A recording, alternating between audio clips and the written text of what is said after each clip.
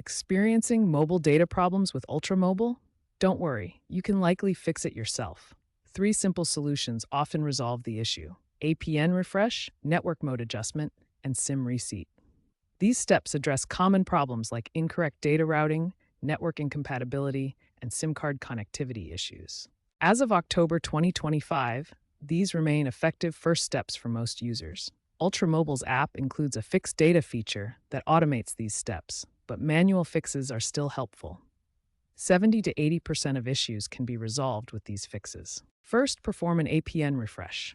Navigate to your phone's network settings. On Android, access the APN settings through mobile networks, and on iPhone, go to Cellular Data Options. Reset the APN to default values.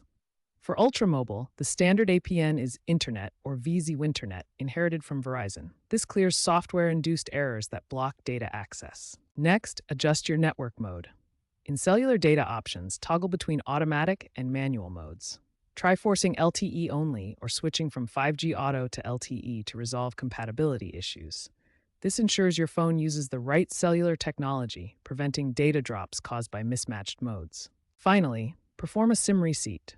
Power off your device completely.